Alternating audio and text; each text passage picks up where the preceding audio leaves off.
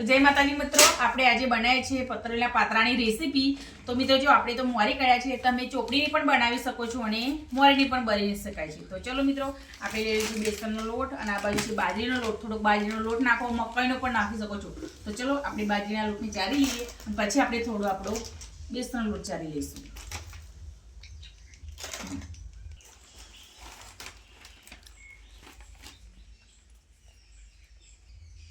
तो चलो मित्रों, આપણે એમાં નાખશું 1 ચમચી અજમો, પછી નાખી દઈશું આપણે 1 ચમચી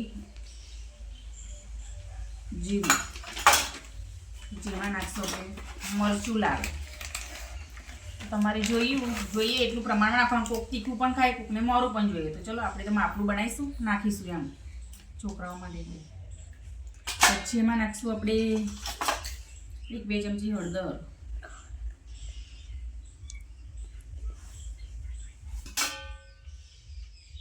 થોડો ગરમ મસાલો, પછી આપણે નાખીશું એમાં મીઠું ખાવાનું છે આપણે સ્વાદ અનુસાર।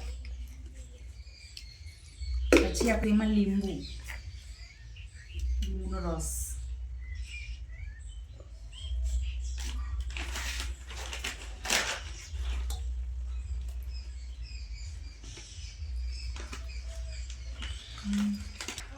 तो चलो मित्रों, આપણે હવે નાખીશું લસણ આદુની પેસ્ટ। તો રહી ગઈ, તો ચલો નાખી દીધી અને પછી આપણે ધીમે ધીમે એમાં પાણી ઉમેરતા રહીશું અને થોડું થોડું મિક્સ કરતા રહીશું। ચલો મિક્સ કરી દઈએ, એવું આવી રીતે મિક્સ કરતું રહેવાનું છે।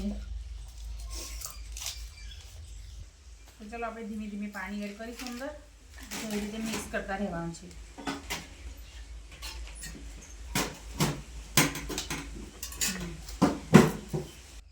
ફાઇનલ મિત્રો, આપણો લોટ બંધાઈ ગયો છે અને આપણે એવી રીતે નાના નાના ગુલ્લા બનાવી દેવાના છે। જો આવી રીતે લાંબા પણ બનાવી શકો અને મોટા પણ બનાવી શકો, આપણે નાના નાના જ બનાવવાના છે।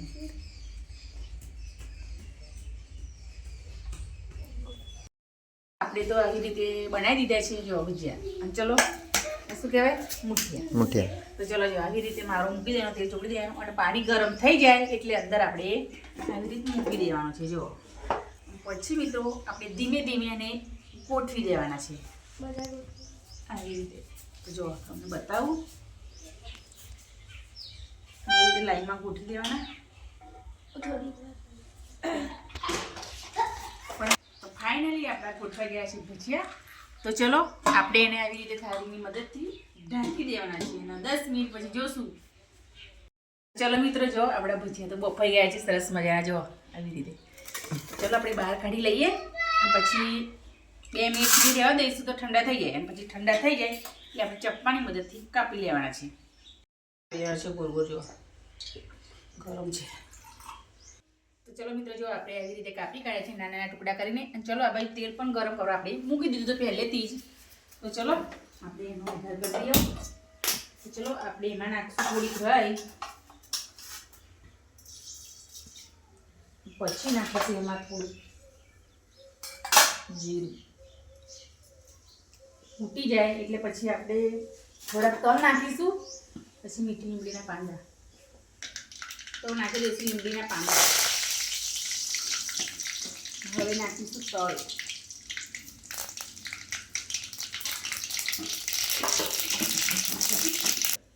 તો ચલો બધું ફૂટી ગયું છે અને હવે આપણે નાખીશું અંદર એડ કરીશું ભજીયા। ચલો ધીમે ધીમે નાખીએ। તો ચલો આપણે આવી રીતે એવું કરી લેવાનું એટલે મિક્સ થઈ જાય। તમે ફેરવી પણ શકો છો, પણ ભાગી જાય એટલે ભાગી ના જાય એટલા માટે એવી રીતે કરવાનું, ગરમ છે। તો ફાઇનલ મિત્રો, આપણા ભજીયા થઈ ગયા છે તૈયાર। રેસીપી કેવી લાગી છે લાઈક મિત્રો, અમારી પતરેલી રેસીપી કેવી લાગી તો જેને પણ ગમી હોય એ લાઈક, કોમેન્ટ ને આ વિડીયો વધારે શેર કરજો।